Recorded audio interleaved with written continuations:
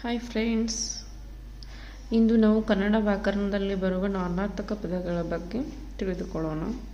ನಾನಾರ್ಥಕ ಪದಗಳ ವಾಕ್ಯ ಪ್ರಯೋಗಕ್ಕೆ ಬಳಕೆಗೊಂಡ ಸನ್ನಿವೇಶದ ಆಧಾರದ ಮೇಲೆ ಅರ್ಥ ನೀಡುವ ನಾನಾರ್ಥಕ ಪದಗಳನ್ನು ತಿಳಿಯಲು ಭಾಷಾ ಪಾಂಡಿತ್ಯವು ಅತ್ಯಗತ್ಯವಾಗಿದೆ ಅಂತ ಹೇಳ್ಬೋದು. ಇವು ಭಾಷಾ ವೈಶಿಷ್ಟ್ಯಗಳ ಪ್ರತೀಕ. ಓದುಗರ ಪದಭಂಡಾರದ ಅಭಿವೃದ್ಧಿಗಾಗಿ ಕೆಲವು ನಾನಾರ್ಥಕ ಪದಗಳನ್ನು ವಾಕ್ಯ ಪ್ರಯೋಗಕ್ಕೆ ಒಳಪಡಿಸಿದ್ದಾರೆ. ಉದಾಹರಣೆಗೆ, ಗಂಡ. ಅರ್ಜುನನು 3 ಲೋಕದ ಗಂಡನಾಗಿದ್ದನು ಅಂತಂದ್ರೆ 3 ಲೋಕದ ಗಂಡನಾಗಿದ್ದನು, ಶೂರನಾಗಿದ್ದನು. ಅರ್ಜುನನು ಒಬ್ಬ ಶೂರನಾಗಿದ್ದನು ಅಂತ ಹೇಳ್ಬೋದು. ಅರ್ಜುನನು ಸುಭದ್ರೆಯ ಗಂಡನಾಗಿದ್ದನು. ಸುಭದ್ರೆಯ ಗಂಡ ಇನ್ನೊಂದು ಅರ್ಥ ಏನಾಗುತ್ತಾ, ಸುಭದ್ರೆಯ ಪತಿ ಅಂತ ಹೇಳ್ಬೋದು. ಹದ್ದು. ಹದ್ದು ಅನ್ನೋದೇನು, ಒಂದು ಪಕ್ಷಿ. ಅದನ್ನ ಯಾವ ತರ ವಾಕ್ಯ ರಚಿಸ್ತಾರ, ಮರದ ತುದಿಯಲ್ಲಿ ಹದ್ದು ಕುಳಿತಿದೆ. ಹದ್ದು ಅನ್ನೋದೇನಾಗೈತಿ, ಪಕ್ಷಿ ಜಾತಿಗೆ ಸೇರಿದೆ. ಹಿರಿಯರೆದುರು ಹದ್ದು ಮೀರಿ ಮಾತನಾಡಬಾರದು. ಹಿರಿಯರಿಗೆ ಗೌರವ ಕೊಟ್ಟು ಮಾತಾಡಬೇಕು.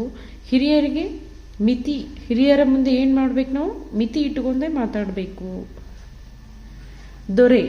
ಇಮ್ಮಡಿ ಪುಲಿಕೇಶಿ ಚಾಲುಕ್ಯರ ದೊರೆ. ಇದು ಇನ್ನೊಂದು ಅರ್ಥ. ದೊರೆ ಅರ್ಥ ಏನು, ರಾಜ. ರಮೇಶನಿಗೆ ಕೆಲಸ ದೊರೆಯಿತು. ರಮೇಶನಿಗೆ ಕೆಲಸ ಸಿಕ್ಕಿತು ಅಂತ ಹೇಳ್ತೀವಿ, ಅದೇನು, ಸಿಗು. ಪತ್ರ. ನಳಿನಿಯು ತಾಯಿಗೆ ಪತ್ರ ಬರೆದಳು. ಪತ್ರ ಇನ್ನೊಂದು ಅರ್ಥ ಏನಾಗುತ್ತಾ, ಕಾಗದ. ಮರದ ಪತ್ರದಲ್ಲಿನ ನೀಲಹನಿ ಮುತ್ತಂತೆ ಕಾಣುತ್ತೇವೆ.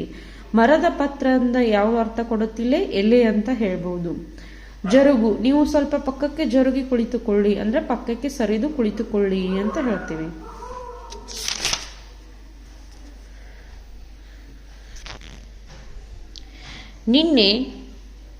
ನಿನ್ನೆ ಜರುಗಿದ ಘಟನೆಗೆ ಜನ ಬೈಗೊಂಡಿದ್ದಾರೆ. ನಿನ್ನೆ ಜರುಗಿದ ಘಟನೆಗೆ ಏನ್ ಮಾಡ್ಯಾರ, ಜನ ಬೈಗೊಂಡಿದ್ದಾರೆ. ಘಟನೆ ಇನ್ನೊಂದು ಅರ್ಥ ಏನೇ, ಸಂಭವಿಸು ಅಂತ ಹೇಳ್ತೀವಿ. ಜರುಗು, ಸಂಭವಿಸು. ಚುಕ್ಕೆ. ಆಕಾಶದಲ್ಲಿ ಚುಕ್ಕೆಗಳು ಮಿನುಗುತ್ತಿವೆ. ಚುಕ್ಕೆ ಇನ್ನೊಂದು ಅರ್ಥ ಏನಾಗುತ್ತಾ, ನಕ್ಷತ್ರ ಆಗುತ್ತ. ಅವಳು ಚುಕ್ಕೆ ರಂಗೋಲಿ ಹಾಕಿದಳು. ಚುಕ್ಕೆ ಇನ್ನೊಂದು ಅರ್ಥ ಏನಾಗುತ್ತಾ, ಬಿಂದು.